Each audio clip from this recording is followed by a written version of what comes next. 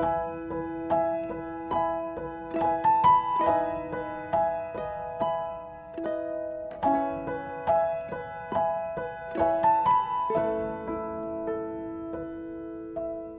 Tuhan. Shalom, Shalom, Mer. shalom, Ko. Oh, semangat ya. Ya, shalom Silakan. semua. Ya, silakan Anda bersaksi bagaimana kebaikan Tuhan dalam hidupmu. Tuhan Yesus memberkati. Amin. Ya, shalom saudara-saudara yang terkasih dalam Tuhan Yesus. Malam hari ini saya sebenarnya deg-degan ya, karena ini pertama kali saya di depan peserta Zoom yang banyak. Tapi sebelum Zoom, saya ingin bersaksi. Intinya saya merasakan dalam hidup saya itu kasih Tuhan itu cukup bagi saya. Jadi kesaksian ini baru terjadi beberapa bulan lalu. Tuhan izinkan terjadi pada hidup saya. Jadi akhir tahun 2020 itu ceritanya saya diizinkan Tuhan untuk ambil tindakan operasi.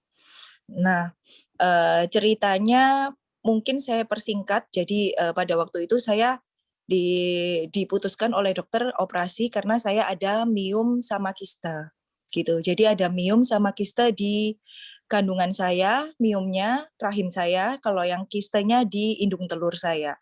Ya, proses sampai akhirnya saya dioperasi itu pun pergumulan yang lumayan panjang karena memang seperti yang tadi Conference bilang, umur saya masih tergolong muda. Jadi pada waktu pertama kali dokter bilang saya bahwa saya ada miom itu di rahim, saya sempat kaget karena kagetnya bukan karena ada miomnya itu, tapi karena rahim saya harus diambil total semua, gitu. Itu pergumulan saya dan suami yang pertama karena suami saya sebenarnya ini rencana kita ya sebagai manusia. Rencana kita masih mau punya anak satu lagi gitu. Jadi karena memang anak saya masih perempuan 2, pengennya laki satu lagi. Jadi pada waktu dengar itu kita kayak shock ya, kayak nggak ada, belum ada persiapan. Jadi pada saat dikasih tahu itu untuk ambil rahim semua, kita masih kayak nggak terima gitu. Kita masih pulang dari satu dokter itu sampai rumah, kita bergumul, kita berdoa sama Tuhan, kita berharap. Saya dengar banyak kesaksian dari orang-orang yang sakit ini disembuhkan, sakit ini tiba-tiba misalnya tumornya hilang dan sebagainya. Jadi saya masih berharap dan berandai-andai bahwa dengan bergumul dan berdoa ini tiba-tiba miom sama kista saya itu mujizat, Tuhan bisa sembuhkan gitu. Tapi ternyata setelah saya melewati beberapa minggu sampai hampir beberapa bulan, itu akhirnya kita nggak diem di satu dokter, kita pergi ke dokter lain, kita cek, itu ternyata jawabannya pun sama. Jawabannya sama. Suami saya yang paling belum nggak bisa terima karena dia merasa nggak bisa diambil cuman miom sama kistenya aja, nggak usah rahimnya semua gitu, karena kalau sudah diambil rahimnya semua itu benar-benar ya sudah keputusan paling final ya dari seorang perempuan gitu. Jadi agak berat juga. Terus kemudian saya pindah ke beberapa dokter sampai akhirnya ke 5 dokter.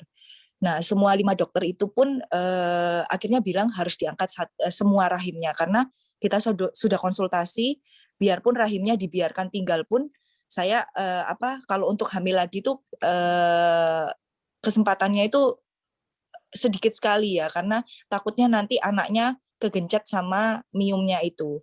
Jadi akhirnya singkat cerita kita juga sudah berdoa dan beberapa dokter bilang tetap harus diangkat rahim semua, akhirnya kita putuskan untuk operasi. Jadi pada tanggal 17 Desember itu saya melakukan operasi. 17 Desember 2020 saya operasi. Nah, pada waktu itu juga banyak yang bilang, kamu kok berani sih operasi pada masa-masa COVID. Pada waktu itu kan di rumah sakit itu banyak sekali pasien COVID gitu, dan perjuangannya untuk masuk ke kamar itu pun harus di swab dan segala macam. Jadi memang agak ada takut-takutnya gitu. Jadi kadang itu saya merasa bahwa Tuhan Saya ini tipe orang yang tidak pernah kayak cek-cek gitu ya, tidak rutin cek. Salah saya juga gitu. Salahnya saya kenapa saya tidak cek rutin itu. Kalau saya cek rutin mungkin saya sudah tahu lebih dulu dan mungkin bisa diobati tanpa harus untuk operasi ambil rahim. Kemudian singkat cerita akhirnya saya operasi, masuk tanggal 17 Desember itu saya operasi. Puji Tuhan waktu itu sudah dikuatkan dari beberapa kakak-kakak pembimbing rohani, dikasih penguatan bahwa terkadang Tuhan memberi kita mujizat, memberi kita jalan itu bukan semerta-merta seperti oh sakitnya langsung sembuh tanpa operasi atau bagaimana. Kadang-kadang Tuhan izinkan kita untuk menjalani proses itu dengan tujuan untuk kemuliaan nama Tuhan sendiri. Jadi akhirnya saya operasinya puji Tuhan berjalan lancar. Jadi saya operasinya itu operasi laparoskopi, jadi yang cuma dibolongi sedikit itu, singkat cerita operasinya berjalan lancar, puji Tuhan. Terus kemudian saya pulang ke rumah itu, jadi saya di rumah sakit cuma sebentar ya, jadi sekitar 3 hari saya sudah pulang. Kemudian sampai rumah memang habis operasi, jadi memang seperti dulu habis melahirkan ya, jadi rasanya itu memang kayak nggak bisa turun tangga dulu dan sebagainya lah. Pada waktu sama kayak waktu kita selesai operasi sesar. Nah, setelah itu 7 hari saya konsul dokter. Nah, pada waktu 7 hari setelah itu, oh ya, saya lupa. Jadi waktu habis pulang dari operasi itu saya sempat panas memang. Saya sempat panas tinggi, tapi dokter yang operasi saya itu tidak bisa dihubungi sama sekali, susah dihubungi. Akhirnya saya telepon sama dokter dokter internis, karena pada waktu itu HB saya rendah. Jadi saya telepon sama dokter internis itu, dia kasih saya antibiotik. Jadi selama beberapa hari itu saya minum antibiotik dan tidak panas. Nah, singkat cerita, saya akhirnya kontrol dokter untuk lihat jahitan. Nah, saya ingat sekali itu pada tanggal 24 Desember itu sebelum Natal. Jadi saya waktu itu kontrol dokter sudah lihat jahitan saya dan sudah lepas jahitannya semua, dokter bilang bagus, ini semua sudah bagus, sudah bisa lompat-lompat, sudah bisa olahraga, sudah bisa apapun lah. Malah kalau saya takut-takut itu malah nanti nggak bagus, jadi harus kayak orang normal, kembali normal gitu kata dokternya. Nah, setelah pulang dari kontrol itu, saya merasa saya sudah nggak boleh minum antibiotik lagi, semua obat sudah lepas. Nah, pada waktu malam Natal, tiba-tiba saya subuh-subuh itu panas tinggi. Nah, waktu panas tinggi itu, saya minum antibiotik dan minum obat panas itu sudah nggak mempan gitu. Jadi saya habis minum obat panas 1 jam panas lagi, minum obat panas 1 jam panas lagi, sampai saya itu merasa sehari itu boleh berapa kali ya minum obat panas, karena saking dekatnya jarak antara panas nggak panasnya itu.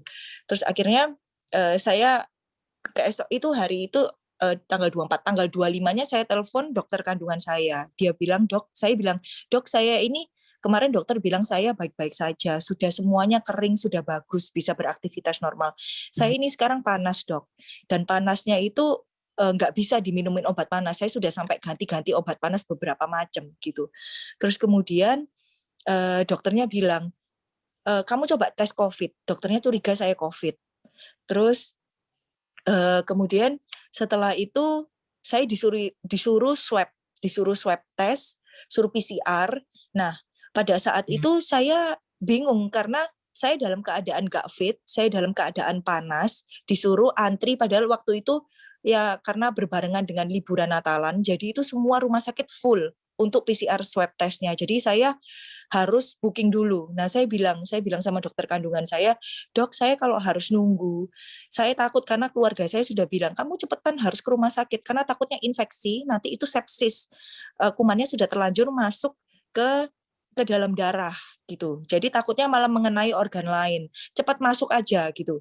Terus abis itu, tapi saya masih takut karena kemarin sudah masuk, sekarang masuk lagi karena memang saya masih antara takut antara masuk nggak fit ini terus suruh swab lagi, kena campur-campur lah yang ada di kepala saya. Terus kemudian saya bilang saya telepon lagi dokter kandungan, dok, saya swab mandiri aja di rumah, pakai swab antigen gitu.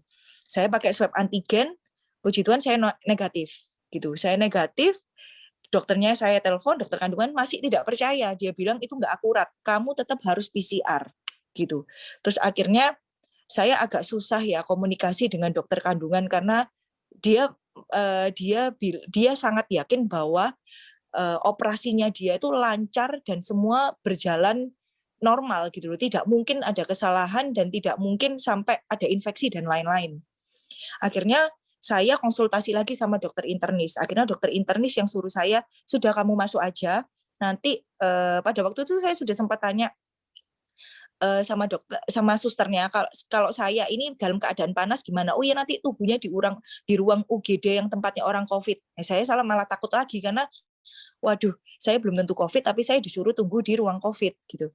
Akhirnya saya minta tolong dokternya bikin surat, masuklah saya. Jadi waktu dari hari saya panas itu Jumat, saya baru masuk hari Minggu. Karena dalam beberapa rentang waktu itu, saya masih bergumul sama Tuhan terus, saya berdoa Tuhan, kasih mujizat Tuhan, supaya saya ini nggak panas lagi gitu. Dalam nama Tuhan Yesus. Tapi ternyata Tuhan izinkan terjadi, saya sampai pada hari Minggu tetap panas. Dan panasnya lebih parah gitu. Jadi sampai obat minum itu sudah nggak bisa turun. Akhirnya saya Minggu pagi opname, terus saya dicek darah semua. Memang setelah hasil tes darah keluar, memang menunjukkan infeksinya sangat tinggi gitu. Cuman tidak tahu infeksi di mana. Kemudian dikasih antibiotik infus. Nah, pada waktu dikasih antibiotik infus itu saya sudah nggak panas lagi. Saya sampai berpikir, oh ya udah ini hari Minggu, mungkin saya Selasa lah ya pulang gitu. Saya berpikir oke, sudah baik-baik saja, sudah dikasih antibiotik, mungkin besok antibiotik lagi, Selasa bisa pulang. Nah, pada hari Seninnya, jadi ini memang proses saya yang benar-benar saya di titik benar-benar down adalah di hari Senin ini. Jadi pada waktu itu saya sudah merasa enak, sudah lihat-lihat handphone untuk beli-beli online. Terus habis itu ya udah biasa gitu. Bahkan suami saya sudah bilang kamu pergi kerja aja nggak apa-apa, karena dari waktu operasi sampai saya masuk yang kedua kali itu suami saya nggak kerja sama sekali, nungguin saya karena memang nggak boleh keluar masuk juga di rumah sakit. Terus akhirnya pada waktu itu suami saya akhirnya kerja. Jadi pada waktu suami kerja itu saya sendirian. Nah tiba-tiba saya merasa kayak ada yang keluar gitu. Saya merasa ini apa ya? Ternyata darah gitu. Saya langsung cepat-cepat berdiri. Karena saya takut tembus di tempat tidurnya. Saya langsung ke kamar mandi. Waktu itu saya buka semua, langsung itu darah keluar semua. Singkat cerita saya pendarahan hebat gitu. Jadi yang awalnya saya ini merasa baik-baik saja, yang awalnya merasa oh ini sudah oke, sudah normal, sudah ya berjalan lancar, ternyata Tuhan izinkan terjadi gitu. Jadi pada waktu itu saya pendarahan, dan opname saya yang kedua itu bukan di tempat opname saya yang pertama, karena pada waktu saya opname yang pertama operasi kandungan itu saya di lantai 5, tempatnya bayi dan ibu melahirkan. Nah opname saya yang kedua saya ditaruh di lantai 6, dan itu semua suster tidak ada yang tahu histori saya waktu sebelumnya itu pernah operasi apa, terus abis itu kenapa bisa pendarahan. Jadi mereka itu juga bingung, loh ibu kenapa? Baik-baik saja dan cuma infeksi, kenapa kok bisa pendarahan gitu. Jadi waktu itu saya sudah sampai nggak bisa jalan, saya pencet susternya dari kamar mandi, susternya cuma bisa bilang, tunggu ya Bu, tunggu, saya panggil dokter gitu. Terus habis itu saya bilang, loh iya tahu saya, sus ini memang harus tunggu dokter, tapi saya harus diapain supaya ini nggak keluar terus gitu. Terus habis itu oke sebentar. Jadi tetap pada waktu itu akhirnya susternya kembali, ambilkan saya pampers yang jumbo itu, akhirnya saya dipakein pampers. Habis itu saya disuruh tidur di tempat tidur, disuruh nunggu dokter karena dokternya semua tidak ada yang bisa ditelepon. Dan ternyata dokter kandungan saya ini sudah cuti 3 hari, dia sakit. Jadi dalam keadaan seperti itu benar-benar saya ini merasa tidak ada dokter yang bisa bantu saya. Suami saya juga tidak ada di tempat, tidak bisa. Suster pun tidak tahu apa-apa. Jadi benar-benar ini saya merasa sendiri. Dan waktu di kamar mandi itu, saya ingat sekali, waktu itu saya teriak sama Tuhan, Tuhan, Tuhan bisa sembuhkan wanita yang pendarahan selama 12 tahun gitu. Jadi saya bilang dalam nama Tuhan Yesus pendarahan saya sembuh gitu. Karena saya takut, nggak pernah kayak gitu. Dan nggak ada juga di sekeliling saya juga nggak ada yang tahu ini kenapa gitu. Terus saya harus nunggu sampai kapan? Akhirnya tetap meskipun pada waktu itu saya berseru nama Tuhan, tetap tidak stop, tidak berhenti pendarahan saya. Terus akhirnya singkat cerita saya ikutin suster, saya tidur kembali ke tempat tidur itu, tapi nggak berhenti sampai meskipun pakai pampersnya sampai sudah full, sampai bocor-bocor keluar. Terus habis itu saya telepon suami saya. Saya bilang tolong bantu telepon dokter ya, karena dokternya ini ditelepon dari rumah sakit tidak ada yang angkat. Mungkin kalau suami pasien mungkin mau angkat, ternyata yang dokter internisnya ditelepon dan dia pun tidak bisa berbuat apa-apa. Dia bilang ini bukan ranah saya. Ini tidak berhubungan dengan saya gitu loh, karena ini sebenarnya berhubungan dengan kandungan yang sudah dioperasi gitu loh, dengan operasi kandungan yang sebelumnya gitu. Sedangkan dokter kandungan saya tidak bisa ditelepon. Terus kemudian akhirnya singkat cerita akhirnya saya dilempar ke dokter kandungan yang tidak handle saya, yang tidak membantu saya operasi pada waktu itu. Jadi waktu itu saya dilempar ke dokter kandungan yang waktu itu sedang praktek di bawah. Kemudian susternya bilang, Bu, ini ada dokter kandungan, tapi dokter kandungan lain, nggak apa-apa ya Bu? Saya bilang, nggak apa-apa. Ibu mau tunggu di sini atau Ibu mau turun? Terus habis itu saya bilang, saya turun aja Sus, karena kalau saya tunggu di sini, saya nggak tahu kapan dokternya naik, karena lagi praktek. Akhirnya singkat cerita, pada waktu itu suami saya juga belum kembali, karena sudah terlanjur jauh gitu. Akhirnya saya turun ke bawah, hanya dengan susternya, dan yang susternya itu juga intinya tidak tahu cerita saya. Nah, pada waktu itu saya turun ke bawahnya dengan kursi roda itu saya masih kuat, saya masih bisa berdiri, saya masih bisa turun dari tempat tidur ke kursi roda itu saya masih kuat. Terus di bawah itu pada waktu saya turun ke bawah, saya menunggu di depan tempat prakteknya dokter kandungan itu. Di situ saya benar-benar merasakan hubungan intim dengan Tuhan. Sangat-sangat intim. Karena apa? Karena saya menunggu di bawah itu sekitar 40 sampai 45 menit dalam keadaan darah saya keluar terus, tidak berhenti. Jadi nggak ada berhenti, nggak keluar terus, tidak ada stop sama sekali. Kemudian saya sampai, pada waktu itu suster sampai selalu tampar muka saya supaya ayo Bu, bangun Bu, nggak boleh sampai nggak sadar Bu, ayo kuat Bu, kuat, sebentar lagi dokternya selesai. Saya sudah sampai kayak lemes ya, ngantuk lebih tepatnya, saya ngantuk kayak sudah pengen tidur gitu. Pada saat itu saya bilang Tuhan, saya berserah gitu. Yang sebelumnya saya masih berkuat bahwa Tuhan tolong, Tuhan mujizat, Tuhan pasti sembuh, pasti berhenti. Tapi pada saat yang saya benar-benar sudah turun di bawah itu, saya benar-benar sudah ngantuk itu, saya bilang sama Tuhan, kan saya punya anak masih kecil-kecil ya, jadi yang paling besar 8 tahun lah ya, nggak seberapa kecil tapi ya masih cukup kecil lah. Saya bilang Tuhan, kalau seandainya memang Tuhan izinkan terjadi, saya harus pulang, Tuhan pasti kasih kekuatan ke suami saya sama ke anak-anak saya. Jadi pada saat saya kritis itu, tidak ada orang di sekitar saya, keluarga saya nggak ada, suami saya nggak ada, dokter bahkan yang menangani saya nggak ada, dokter semua nggak ada yang tahu cerita saya. Suster saya ini pun juga nggak ngerti cerita saya. Jadi benar-benar pada saat itu saya merasakan bahwa dalam hidup ini saya sama sekali tidak bisa bergantung ke manusia. Manusia ini gimana ya? Satu-satunya pertolongan saya pada waktu itu cuma Tuhan. Hanya Tuhan satu-satunya. Dokter nggak ada sama sekali yang tahu cerita saya. Meskipun dokter sepinter apapun, meskipun kita pada waktu itu punya harta sebanyak apapun, nggak akan bisa dalam keadaan saya kritis seperti itu. Kemudian akhirnya singkat cerita, pasien yang di dalam dokter itu praktek itu keluar. Terus saya masuk ke dalam, dokternya bilang, loh ini kenapa? Saya dibawai pasien tiba-tiba dalam keadaan pendarahan. Saya nggak tahu ini ceritanya kenapa, saya nggak tahu bekas operasi apa, jadi dokter pun takut nanganin saya, karena saya datang ke sana dalam keadaan sudah seperti itu, gitu loh. Dia takut malah nanti kalau pegang saya malah kenapa-kenapa, malah dia yang disalahin, padahal dia sudah nggak ikut operasi, nggak ikut apa-apa. Singkat cerita, itu tensi saya turun terus. Jadi dari 80 ke 60 sampai akhirnya tinggal ke 60, 40. Habis itu sama dokternya langsung saya dimasukin cairan, cairannya itu dipencet gitu supaya masuknya cepat sekali. Terus habis itu nggak lama suami saya datang. Nah, suami saya datang itu saya sudah nggak sadar. Saya bisa dengar, tapi saya nggak bisa lihat.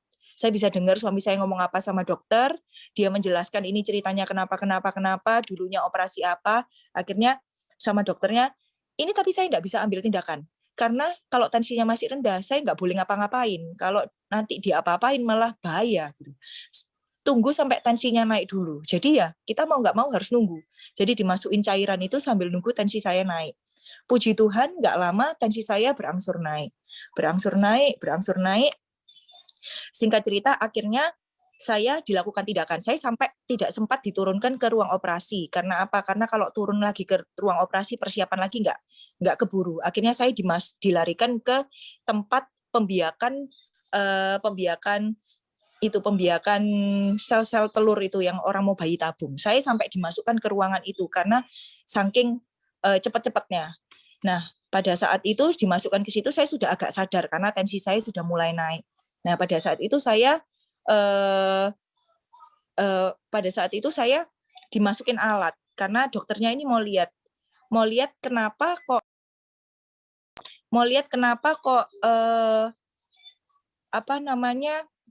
ini darahnya itu dari mana, lukanya dari mana, robekannya dari mana. Akhirnya saya dimasukin alat, itu sakitnya luar biasa. Waktu dimasukin alat pertama itu tetap tidak bisa kelihatan, darah aja yang keluar terus. Kemudian masih nggak kelihatan, dimasukin alat sampai 3 kali saya ingat. Dan ketiga kali itu saya sudah bilang, dok saya nggak kuat dok, tolong dibius aja gitu. Dokter bilang sama saya, Bu, kalau dibius ini nggak boleh, kalau dalam keadaan pendarahan dibius tidak boleh, Bu.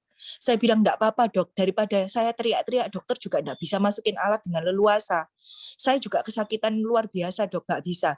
Oke, kalau ibu yang minta nggak apa-apa, saya minta tanda tangan suami.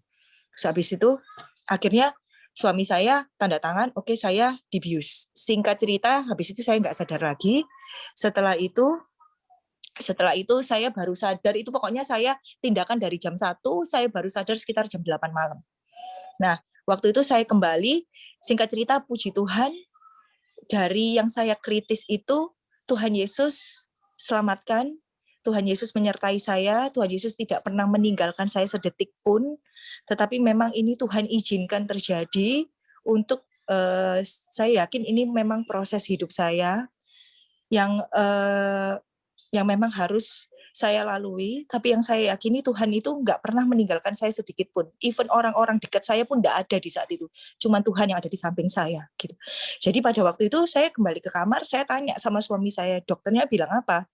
Dokternya malah menyalahkan saya, bilang itu ibunya ada masukin apa? Kok bisa robek? Jadi saya tuh ceritanya robek di pembuluh darah. Nah, kayak nggak masuk akal gitu loh, kok bisa robeknya di pembuluh darah. Nah, katanya saya ada masukin obat. Saya bilang saya juga dalam keadaan seperti itu tidak mungkin gampang-gampang memasukkan obat gitu.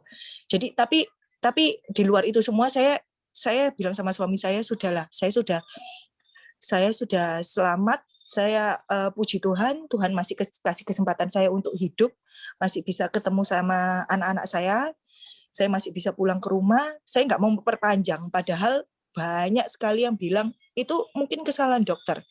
Tapi yang saya setelah saya menjalani hari demi hari, saya berpikir bahwa biarpun dokternya itu dokter Amerika atau dokter dari segala penjuru manapun, dari segala penjuru dunia manapun, tapi kalau itu memang sudah ada dalam kedaulatan Tuhan ya, intinya Tuhan, saya harus melewati proses ini, biarpun saya operasinya di Singapura, biarpun saya operasinya dimanapun, pasti saya harus tetap melewati ini gitu. Dan saya percaya bahwa Tuhan tetap pegang kendali atas hidup saya. Tuhan in control atas hidup saya ini gitu loh. Jadi saya sempat dibilang sama keluarga saya, "Oh, kamu itu dokter kandungan kamu mana? Nggak bertanggung jawab." Sampai hari ini saya belum ketemu sama dokter kandungan saya yang pertama. Saya belum pernah ketemu dan saya juga karena saya karena saya kontrol dengan dokter yang kedua yang menangani saya pendarahan. Jadi saya nggak ketemu dengan dokter yang pertama. Dan saya juga nggak mau mencari-cari salah. Saya nggak mau apapun karena intinya dokter itu operasi orang lain pun berhasil. Kenapa pada waktu operasi saya mungkin Tuhan izinkan ada kesalahan? Itu untuk membentuk hidup saya secara pribadi. Jadi apapun masalahnya, jadi dari kesaksian saya ini mungkin saya belum terlalu pandai untuk kesaksian. Cuman yang saya mau sampaikan bahwa dari proses hidup saya yang saya lewati itu, kemuliaan Tuhan itu luar biasa gitu. Jadi intinya ya yang masih mengalami pergumulan tetap semangat, tetap setia. Tuhan itu tetap pegang kendali dan semua tetap dalam kedaulatan Tuhan. Gitu. Jadi terima kasih saya sudah dikasih kesempatan untuk bersaksi. Biarlah hanya untuk ya, terima kasih. Oke, tepuk tangan dulu untuk kemuliaan nama Tuhan. Thank you Mary, mewakili PD Victory. Saya mengucapkan banyak terima kasih buat kesaksiannya. Baik, untuk selanjutnya kita langsung untuk Ibu Gembala kita, Ibu Eli Kurniawati, untuk sampaikan kebenaran firman Tuhan. Tuhan Yesus memberkati. Yuk kita berdoa terlebih dahulu. Tuhan, kami mengucap syukur malam ini. Kami percaya kesaksian yang akan menjadi kekuatan kami, dan sebentar kami mau dengar sebagian firman-Mu. Urapi bibir lidah hamba-Mu menjadi vitamin buat kami, dan semua kemuliaan itu kembali kepadamu di dalam nama Tuhan Yesus. Haleluya. Amin. Ya. Terima kasih buat Mary, buat kesaksian yang luar biasa. Ya. Kita percaya bahwa kesaksian itu tadi membuat kita sadar bahwa hidup ini kadang-kadang mengalami jet coaster, ya. Ikut Tuhan itu dibuat seperti jantungan, saudara, ya. Jantung ini bisa kadang-kadang dibuat happy, nanti berita buruk tambah buruk lagi, ya. Tapi kita percaya bahwa seperti Mary tadi bicara bahwa kasih-Mu itu cukup bagiku, ya. Ada banyak orang hari-hari ini tidak pernah tahu bahwa kehadiran Tuhan itu luar biasa, saudara. Kalau saudara mengalami keadaan seperti Mary, mungkin hari ini hidupmu mengalami keadaan yang spot jantung, ya. Melihat kenyataan hidup, saudara perlu tahu, banyak orang yang setiap keadaan hidup, hari-harinya itu habis hanya untuk stres, duka cita, panik. Saudara, kalau saudara ngerti bahwa dalam hidup ini kasih Tuhan itu sudah lebih dari cukup dalam hidupmu, saudara hari ini akan menghadapi apapun, saudara akan tenang. Kenapa? Karena Tuhan itu pegang kedaulatan hidupmu. Apakah pada waktu keadaan pendarahan 40 menit loh, saudara, 40-45 menit, saudara. Kita lihat sepertinya dokter enggak suruh masuk dulu.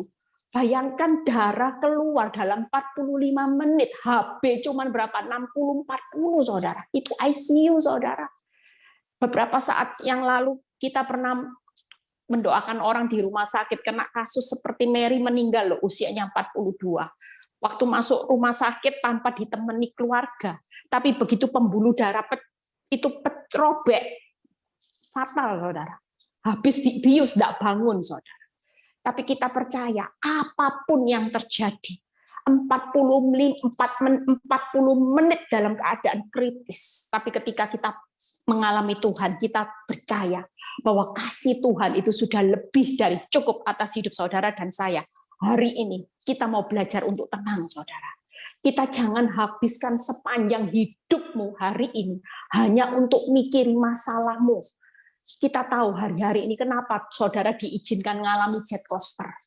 Kenapa saudara diizinkan mengalami keadaan spot jantung yang luar biasa. Karena Tuhan mau tunjukkan bagaimana melihat iman anak Tuhan yang tahan uji di akhir zaman. Makanya motonya Victory ya ingat ya, tegar, tabah, tenang, tersenyum. Itu ciri orang yang sadar bahwa dalam hidupnya kasih Tuhan sudah lebih cukup dalam hidup saudara dan saya. Amin, saudara. Banyak orang yang melihat ketika saudara disakiti, ketika saudara mengalami keadaan tokomu, usahamu sepi, engkau di PHK, engkau tetap bisa gini, puji Tuhan, haleluya. Aku tetap percaya kasih Tuhan, berkat Tuhan, kekuatan Tuhan, pemeliharaan Tuhan itu selalu menyertai hidupku walaupun aku di PHK, walaupun tokoku harus tutup, walaupun pasangan hidupku mengkhianati aku. Saudara, ketika orang melihat bagaimana saudara tetap tabah, tegar, tenang, tersenyum, orang akan takjub. Kehidupan apa yang membuat orang lain seharusnya panik, tapi saudara malah bilang gini, tetap tenang. Kan Tuhan itu lebih berkuasa. Kan kita diajari untuk memandang rendah musuh, bukan memandang masalahnya besar. Amin. Tapi Tuhan yang terbesar. Ya, yuk hari ini saya mau khotbah tentang bagaimana ya tentang kasih Tuhan itu cukup buat saudara dan saya. Ya, hidup saudara hari-hari ini percayalah saudara. Saudara tahu kenapa kita mengalami masalah yang bertubi-tubi, tekanan yang berat di akhir zaman. Karena Tuhan mau hidup saudara 4B. Beriman, ya, berbuah, bertumbuh, dan berdampak. Amin, saudara. Ya, beriman, berbuah, berubah, dan berdampak. Banyak orang yang hari ini tidak siap, maunya kejarnya nyaman, hidup suam-suam kuku. Ya, kenapa banyak orang stres? Karena banyak orang yang tidak siap hidupnya di limit hari-hari ini. Dulu mau beli apa-apa bisa, mau kemana-mana bisa, mau ke sana ke sini, mau arisan bisa. Tapi hari ini banyak orang yang depresi karena semua serba di limit. Banyak orang yang hari-hari ini depresi, kenapa? Tidak siap hidupnya di downgrade. Dulu hidupnya naik mobil mewah. Tapi sekarang hidupnya harus di downgrade. Mobilnya mobil yang di bawah 100 juta, bukan kategori mewah. Ada banyak orang stres depresi karena dibuat sendiri. Kalau saudara sadar walaupun di limit, walaupun di downgrade hidupmu hari ini, walaupun keadaan suamimu sudah tidak setia lagi, kalau saudara sadar kasih Tuhan itu sudah cukup dari segalanya, di masa-masa pandemi, di masa-masa proses hidupmu, saudara akan 4T. Hari ini tetap senyum, mukanya tidak kayak Kudanil, awet muda. Kenapa? Karena ketika saudara sadar bahwa kasih Tuhan cukup, itu sudah lebih dari segalanya. Yuk buka 1 Timotius 6 ayat 6-8 ya. Ya, jangan takut yang di limit, yang di downgrade hidupnya ya. Kalau saudara hari ini sadar kasih Tuhan, wow ya, saudara akan tetap berkata puji Tuhan.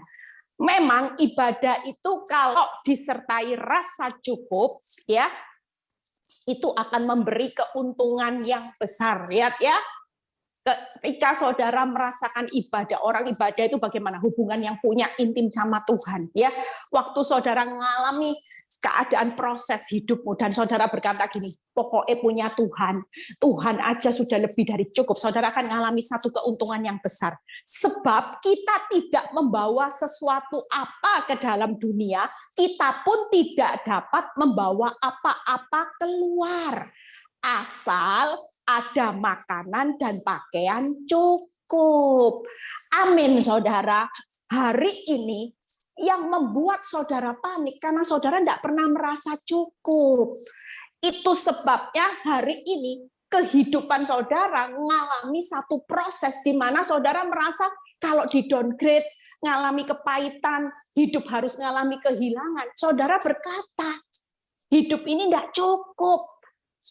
Ibadah itu kalau disertai rasa cukup dan saudara tahu bahwa kasih Tuhan, pemeliharaan Tuhan, kekuatan Tuhan, anugerah Tuhan setiap hari tidak pernah habis-habisnya dalam hidup saudara. Ketika saudara berkata, enggak apa-apa, mau disakiti, dikecewakan, dikhianati, dibuat hidup hari ini sederhana.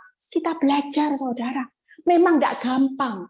Tapi ketika segala sesuatu harus dilimit, dan saudara berkata, yang penting aku punya kasih Yesus, itu sudah lebih dari cukup. Itulah artinya kata memberi kata bahagia. Amin. Saudara lihat, Matius 6 ayat 31-32. Ya, Matius 6 ayat 31-32. Jadi hari ini yang membuat saudara pusing 7 keliling karena saudara merasa tidak pernah cukup, saudara. Ya, katakan cukup. Ya, mulai sekarang cukup. Tidak dijawab doanya tambah parah, cukup. Selama ada Yesus, masalahmu seberat apapun, Tuhan pasti punya jalan keluar yang terbaik. Sebab itu janganlah kamu khawatir dan berkata, apakah yang akan kami makan? Apakah yang akan kami minum? Apakah yang akan kami pakai? Semua itu dicari bangsa-bangsa yang tidak mengenal Allah, akan tetapi Bapakmu yang di surga tahu bahwa kamu memerlukan semua itu. Saudara, hari ini Tuhan tahu enggak? Saudara butuh kesembuhan. Saudara butuh pekerjaan habis kena PHK. Tahu enggak kebutuhanmu? Saudara butuh pemulihan rumah tangga yang hari ini pasangan hidupmu mengkhianatimu. Ada yang hari ini didaftarkan perceraian. Saudara tahu, Tuhan itu berkata gini, aku ini tahu apa yang kamu butuhkan dalam hidupmu. Memang orang yang enggak kenal Allah, semua pada mencari itu. Tapi Tuhan bilang gini, tetapi Bapakmu yang di surga tahu saudara. Makanya hari ini jangan sampai seluruh hidupmu tercurah energimu hanya hidup dalam ketakutan, kekhawatiran. Katakan mulai hari ini cukup bagiku. Hari ini Bapak di surga tahu apa yang aku butuhkan. Hari ini aku butuh mujizat untuk kesembuhan karena aku sudah divonis dokter bahwa umurku sudah tidak ada harapan lagi. Aku tahu Bapakku di surga tahu. Hari ini keuanganmu lagi minim sudah. Katakan cukup kasih Tuhan. Bapakku di surga, Tuhanku di surga tahu apa yang aku butuhkan tentang keuanganku. Daripada hidup bersungut-sungut, panik, tidak lihat jalan keluar. Ketika saudara berkata dalam hidup saudara selalu berkata cukup Tuhan. Aku tahu justru di saat kelemahan pula kuasamu justru jadi sempurna. Cukup kasih karuniamu. Amin saudara. Yang ketiga ya. Jadi yang pertama saudara cukup kasih karunia itu yang pertama akan memberi keuntungan ya. Yang kedua ketika saudara berkata cukup hidup mati itu saudara tidak bawa apa-apa. Saudara perlu tahu stres depresi. Kalau saudara sudah kaya pun dipulihkan, mati dibawa enggak saudara? Ada banyak orang yang hari-hari ini, ya saya pernah dengar kesaksian, bagaimana ada orang yang dari mudanya, hidupnya itu kejar target. Wow, sampai tidur itu mungkin harusnya orang 7 jam, 8 jam, karena dia kepingin sukses, ya dia itu hari itu kejarnya tidur cuma 5 jam. Pokoknya prinsipnya kaya, makin kaya, makin kaya. Saya tahu apa yang terjadi, kaya memang, luar biasa. Umur 33 sukses. Baru sukses 5 tahun, saudara. Tiba-tiba ada satu meeting proyek besar ya yang mengharuskan dia pergi hari itu pagi naik. Tiket pesawat harus yang pagi karena jam 10 itu proyek tendernya besarnya luar biasa. Dan dia bilang gini, aku harus hari ini, kalau aku enggak sampai di tempat itu, semua tender proyek itu akan batal. Dan aku bisa hitung kerugiannya berapa. Saudara tahu, dia adalah salah satu korban pesawat yang jatuh. Sukses loh saudara, ya. Tapi apa yang didapat? Yohanes 6, yuk hidup mati. Saudara enggak bawa apa-apa.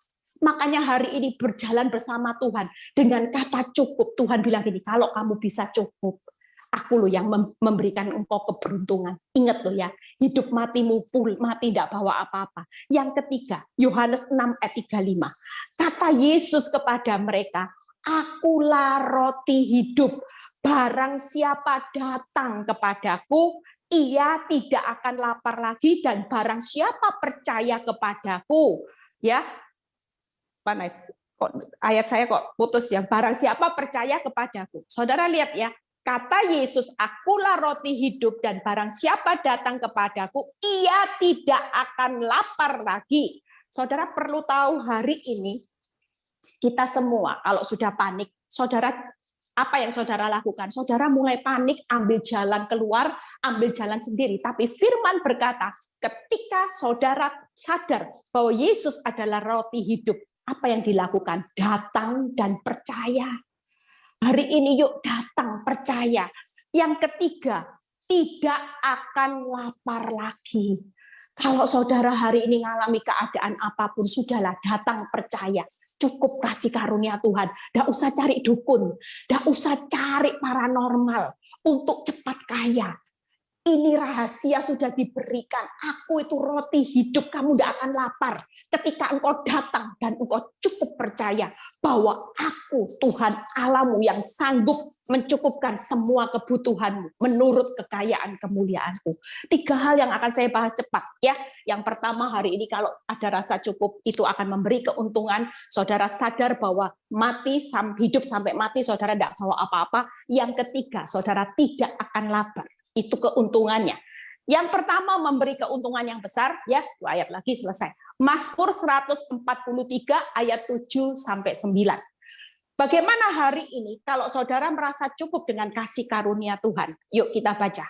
Mazmur 143 ayat 7 sampai 9. Jawablah, sebentar. Ini layar saya sebentar ya saudara. Jawablah aku dengan segera ya Tuhan, sudah habis semangatku ya. Ini orang yang lagi ngalami depresi saudara. Jangan sembunyikan wajahmu terhadap aku sehingga aku seperti mereka yang turun ke liang kubur. Ada banyak orang yang hari ini kelihatannya hidup tapi sudah kepingin mati. Hidupnya sudah arahnya ke liang kubur. Lihat persoalan semuanya hancur, kacau balau, keuangan kacau balau, rumah tangga kacau balau, kesehatan kacau balau. Sehingga hari-hari ini, saudara kelihatannya hidup. Saudara kelihatannya kalau ketemu orang bisa gini ya, shalom. Tapi senyatanya Tuhan tahu, engkau sudah tidak punya semangat lagi. Engkau sudah habis semangatmu. Dan saudara lihat ya, sehingga aku seperti orang yang turun ke liang kubur, perdengarkanlah kasih setiamu kepadaku pada waktu pagi, sebab kepadamulah aku percaya. Beritahukanlah aku jalan yang harus kutempuh, sebab kepadamulah ku angkat jiwaku. Lepaskanlah aku daripada musuh-musuhku. Ya Allah, padamulah aku berteduh. Saudara lihat hari ini, kalau saudara lagi lowbat, ya, saudara sudah tidak punya semangat. Belajar seperti seorang Daud. Tantanganmu kalau engkau sadar, sudahlah, ada kasih Tuhan yang cukup. Daud itu percaya, fokus sama Tuhan. Dia datang berteduh sama Tuhan. Saudara tahu apa keuntungan besar yang akan saudara nikmati hari ini. Kalau saudara berkata di tengah keadaan ini parah loh saudara. Orang yang sudah kehabisan semangat, sudah keadaannya seperti turun liang kubur, itu keadaannya parah enggak saudara? Tapi ketika Daud sadar, kasih Tuhan cukup, dia percaya, dia fokus, dan dia datang berteduh kepada Tuhan. Apa yang terjadi saudara? Saudara tahu, yang pertama, Tuhan itu mencurahkan kasih setianya pada waktu pagi. Hari ini cukup saudara. Hari ini kesusahan sehari cukup sehari. Mungkin malam ini saudara kalau merenungkan masalahmu stres. Tapi coba pikirkan besok. Ada kasih setia Tuhan yang selalu baru setiap pagi. Tuhan itu mencurahkan kekuatan kasih-Nya ketika saudara bangun pagi. Tidak mungkin saudara, kalaupun ada masalah yang berat, Tuhan tahu enggak hari itu misalnya ada masalah yang berat. Percayalah, ketika saya mengalami proses, Tuhan itu selalu ingatkan gini, Eli, kamu enggak usah takut ya. Mau anak 1, mau anak 2, percayalah, setiap pagi, kalau aku izinkan dosis, tekananmu aku tambah. Ya, ketika ada proses yang dosisnya diperbesar, apinya diperbesar, Tuhan bilang gini, kasihku tetap semakin besar atas hidupmu. Kekuatanku akan semakin luar biasa. Sehingga engkau akan berjalan bukan lama makin lemah, tapi makin kuat. Yang kedua apa saudara? Dipersiapkan sama Tuhan keuntungannya.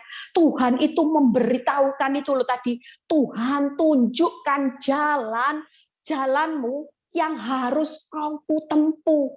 Sepanjang hari saudara, tidak mungkin tangannya ini membiarkan saudara berjalan sendiri. Seperti kesaksian Mary. 40 menit pendarahan. Walaupun kelihatannya tidak ada jalan, tapi tetap bersama Tuhan. Dia tahu apa yang saudara dan saya butuhkan. Sehingga dia tahu dan dia berkata, aku akan menuntun, memberitahukan jalan yang harus kau tempuh. Sepanjang hari ada aja nanti pertolongan Tuhan.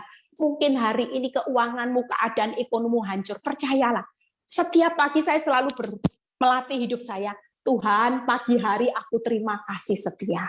Pagi hari aku terima kekuatan. Sepanjang hari Engkau yang menuntun langkah hidupku sampai aku menutup mata dan aku tidur istirahat. Dan aku tahu Tuhan sudah menyediakan yang terbaik. Yang ketiga apa? Tuhan itu pasti melepaskan kita dari musuh. Makanya Daud berkata, lepaskanlah aku daripada musuh-musuhku. Amin saudara, hari ini yuk dengan cukup ya memberi keuntungan. Ya, yang kedua, yuk kita lihat bagaimana hasil saudara. Hari ini sabar saudara. Ya, kalau masalahnya belum selesai, enggak usah ibu-ibu mempercepat waktunya Tuhan. Ya, kalau ada jet coaster, keadaan yang panik, itu tujuannya Tuhan untuk melatih daya tahan iman kita sebagai orang benar. Ya, orang benar itu selalu dinilai dari iman. Daya tahan bukan hanya imunmu.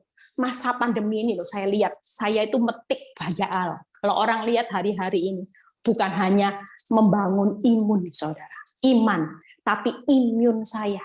Ya, imun, iman semuanya dibangun, saudara. Masa pandemi ini ada hal yang belum saudara lihat, keadaan hidupmu bertambah baik, tapi Tuhan itu tetap baik. Yuk kita baca bagaimana hasil yang saat kita merasa cukup seperti seorang Nabi Yeskia. Ya, Nabi Yeskia itu yang divonis sudah umurnya sudah hampir sudah enggak bisa sembuh. Ini keadaan yang kronis lagi seperti yang dialami Daud. Yuk kita baca Yesaya 38 ayat 16 sampai 17 ya. Ayat selesai. Ya Tuhan, karena inilah hatiku mengharapkan Engkau. Lihat ya saudara, tenangkanlah rohku pada waktu kritis. Dokter sudah bilang tidak ada harapan, kamu akan mati. Ya, mungkin keadaan hidup saudara hari ini orang bilang gini, kamu ini sudah tidak ada harapan, kamu pasti bangkrut, kamu pasti ngalami hancur, hidupmu masa depanmu suram, engkau kritis. Hari ini siapa yang malam ini keadaanmu krisis? Yuk kita baca apa yang dilakukan Hizkia. Dia mengharapkan Tuhan karena dia sadar kasih Tuhan, kehadiran Tuhan di tengah masa kritis itu sudah lebih dari cukup. Tenangkanlah rohku, tenang saudara, jangan panik hari-hari ini. Pesan saya yuk dalam segala hal kita itu mulai belajar untuk tenang. Karena pada waktu tenang, saudara bisa berkata gini, Tuhan tenangkan rohku, buat aku sehat, buat aku sembuh. Waktu tenang saudara bisa berkata gini, Tuhan hanya Engkau yang bisa pulihkan ekonomiku, hanya Engkau yang bisa memberikan aku kesehatan, hanya Engkau Tuhan yang bisa membangkitkan keadaanku yang hari-hari ini kritis. Dan saudara lihat, sesungguhnya, senyatanya malam ini, penderitaanmu itu bukan kehancuran. Tuhan berkata, aku izinkan engkau melewati kritis. Aku izinkan engkau melewati kepanikan. Aku izinkan engkau melewati krisis. Lihat ya, penderitaanmu yang pahit itu menjadi keselamatan bagiku. Engkaulah yang mencegah jiwaku dari lubang kebinasaan. Sebab engkau telah melemparkan segala dosaku jauh dari hadapanmu. Saudara, malam ini yuk kita belajar. Ya, krisis itu bukan kehancuran. Justru di masa kritis dan krisis, Tuhan disenangkan. Kenapa? Karena inilah menyelamatkan saudara dan saya, itu yang pertama. Yang kedua, masa kritis dan krisis itu mencegah jiwa kita dari lubang kebinasaan. Yang ketiga, yaitu membuang dosa-dosa kita. Kadang-kadang saudara terlalu nyaman, ya, dipukul dikit nggak kerasa, masih bebal. Dulu saya gitu, saudara. Waktu saya nyaman, saya jadi orang Kristen, saya rajin persekutuan doa. Tapi dipukul dengan masalah dikit, tidak buat saya berubah. Dipukul lagi dikit, tidak berubah, saudara. Akhirnya dibawa Tuhan keadaan kritis saya. Dibawa Tuhan krisis benar-benar. Dibawa Tuhan pada kenyataan yang pahitnya luar biasa. Ternyata hasilnya bukan kanker. Hasilnya bukan kehancuran. Tuhan bilang gini, lihat, memang kamu ini keras hati. Justru kalau ajaranku tidak pahit, tidak buat kamu kritis, tidak buat kamu krisis, kamu tidak jadi orang hari ini. Kamu tidak jadi orang benar yang benar-benar taat, sungguh-sungguh. Itu loh saudara hari ini. Yuk, jangan takut melewati apapun, jangan panik. Sudahlah, tenangkan rohmu. Seperti Hizkia, tenang, malam ini tenang. Yang krisis malam ini dimanapun saudara berada. Yuk bilang, tenangkan rohku Tuhan. Malam ini aku tahu semua kritis ini untuk kebaikanku, yaitu supaya menyelamatkan aku, supaya mencegah jiwaku, dan aku mau buang dosa-dosaku. Amin saudara. Hasilnya hari ini lewat kritis dan krisis, saya bisa jadi hamba Tuhan. Coba kalau tidak dipukul krisis, tetap jadi ibu sosialita, tidak mempan, dicubit dikit sama Tuhan, tidak mempan saya, harus dibawa pahit. Ya, yang kedua, tidak ada satupun dibawa saat meninggal. Filipi 1 ayat 21 sampai 22. Karena bagiku hidup adalah Kristus dan mati adalah keuntungan. Tapi jika aku harus hidup di dunia, berarti bagiku bekerja memberi buah. Jadi mana yang harus kupilih? Hidup ini pilihan, saudara. Nggak usah panik, nggak usah stres. Hidup sampai mati nggak dibawa apa-apa. Yang menjadi pesan malam ini, yuk, kalau kita masih ada sisa nafas kehidupan, hiduplah buat Kristus. Saudara disakiti tidak apa-apa. Saudara masih hari ini kekurangan mengucap syukur. Itu satu bentuk pelayanan. Satu bentuk ibadahmu yang sejati. Mempersembahkan persembahan yang hidup, kudus, dan berkenan di hadapan Tuhan. Tidak apa-apa saudara. Hiduplah bagi Kristus. Kalaupun mati ya sudah, itu keuntungan. Orang kalau sudah mati, matinya sudah melakukan yang terbaik buat Kristus. Hidup bagi Kristus. Takut apa? Mahkota disediakan, kemuliaan disediakan, hak waris disediakan, hidup bahagia disediakan. Tidak usah takut dengan kematian, saudara. Hidupmu kalau memang waktunya mati, mati itu kemenangan, saudara. Amin, saudara. Yang ketiga, bekerja memberi buah. Hari ini jangan sampai jadi orang Kristen. Tidak berbuah apa-apa, tidak berubah, tidak berdampak. Itu tadi loh, saudara. Orang Kristen puluhan tahun sejak lahir tidak beriman, tidak berubah, tidak berbuah, hidupnya tidak berdampak. Cuman mikirnya hidup untuk diri sendiri. Saya dulu seperti itu, saudara.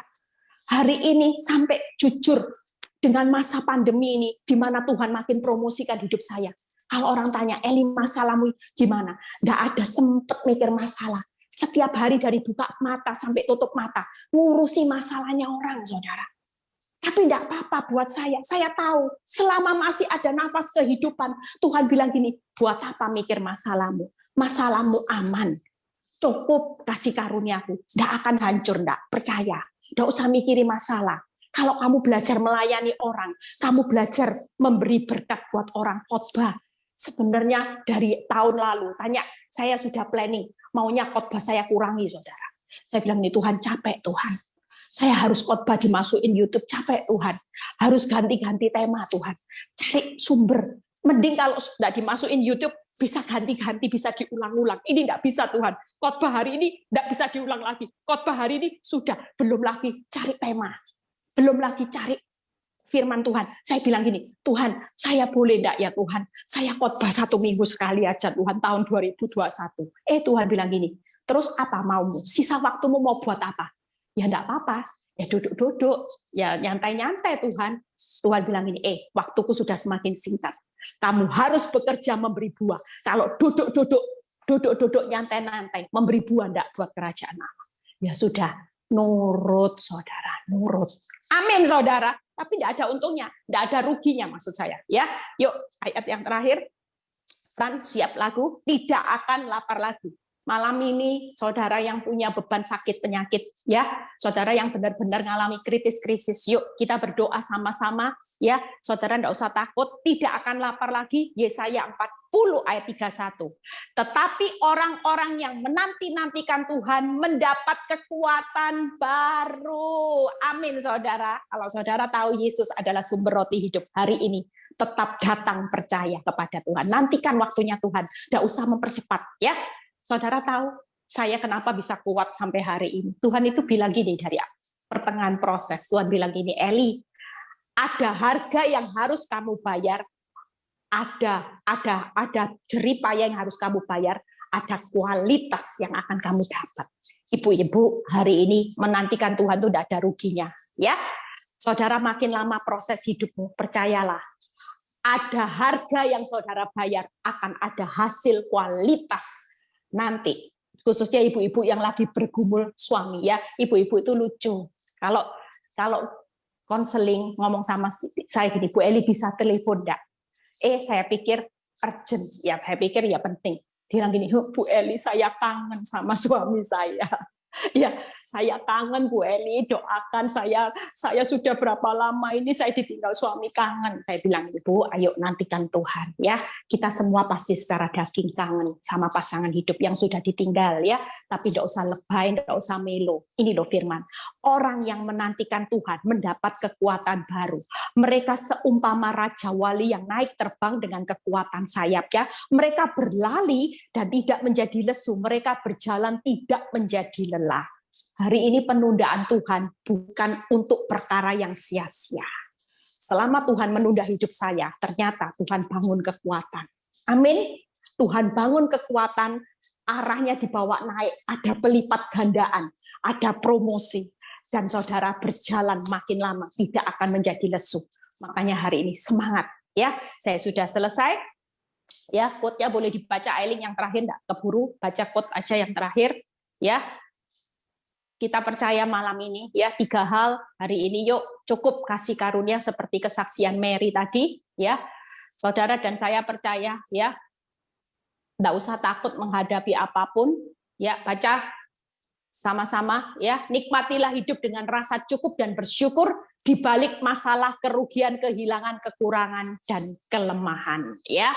Hari ini yang kritis, hari ini yang hidupnya pahit, benar-benar pahit. Malam ini firman ini buat saudara dan saya.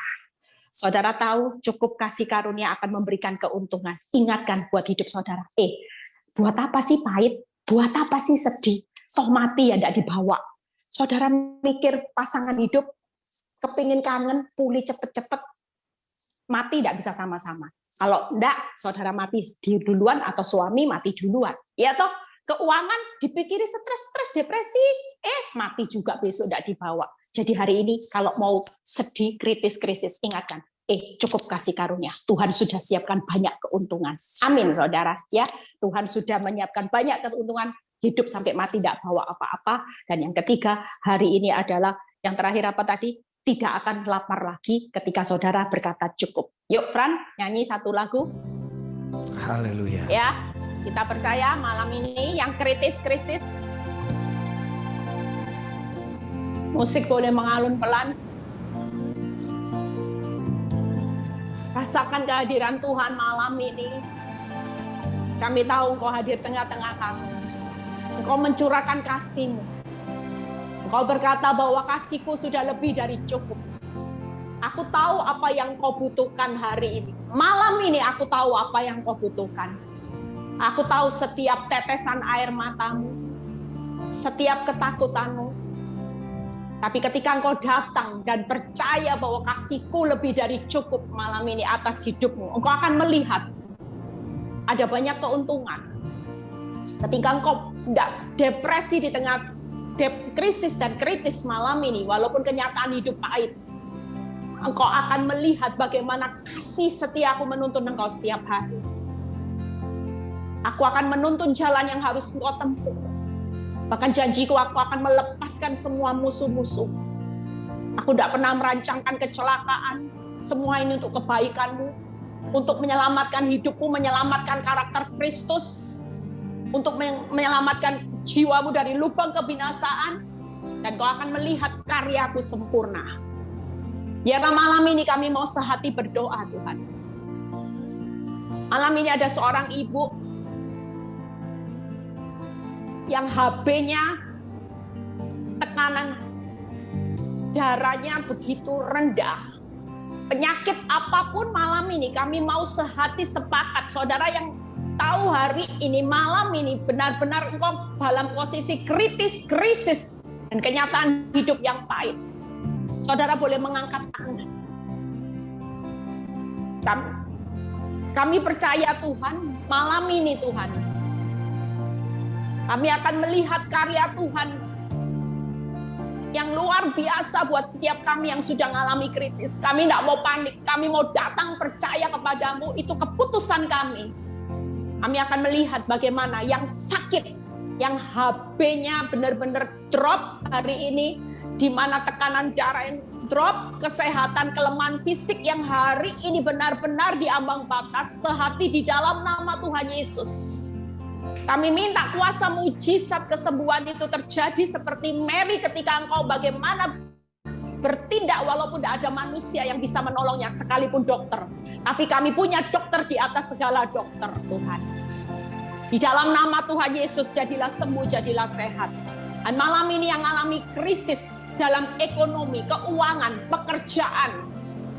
Di dalam nama Tuhan Yesus kami percaya Tuhan, Engkau tahu apa yang kami butuhkan. Dan kuasa-Mu bekerja secara luar biasa Tuhan. Menuntun langkah hidup mereka Bapak. Sampai mereka melihat kemenangan yang terjadi. Yang mengalami keadaan rumah tangganya diambang kehancuran. Sampai di pengadilan surat perceraian. Kami minta di dalam nama Tuhan Yesus. Tidak ada kata perceraian. Karena Tuhan benci perceraian. Kami percaya pemulihan anggur yang manis itu justru yang akan terjadi Tuhan. Terima kasih Bapak. Kami percaya kuasa-Mu akan dinyatakan. Kami menerima kelegaan, kami menerima kesembuhan, kami menerima pemulihan keuangan, pemulihan rumah tangga di dalam nama Tuhan Yesus. Terima kasih Bapak, biar firman ini menjadi kekuatan buat setiap kami. Berkati Frans, berkati Anil, berkati Wulan, berkati Lina, Debbie, Ailing, Mami, Tuhan. Dan setiap kami yang melayani malam ini, biarlah jeripaya mereka tidak pernah sia-sia. Berkati Mary juga, Tuhan, terima kasih buat kesembuhan, kesaksian, biar hidupnya melalui proses yang membuat dia kritis, justru hidupnya hari ini menjadi kesaksian yang luar biasa. Terima kasih Bapa. Terpuji nama-Mu. Kalau sebentar kami mau berpisah satu dengan yang lain, biar kami terima berkat. Angkat kedua tangan saudara. Terimalah berkat Abraham, Ishak, Yakub. Damai sejahtera Allah Bapa, Putra, dan Roh Kudus menyertai saudara dan saya. Mulai malam ini sampai Maranatha Tuhan Yesus datang kedua kali. Yang diberkati percaya berkata, amin. Tuhan Yesus. Amin.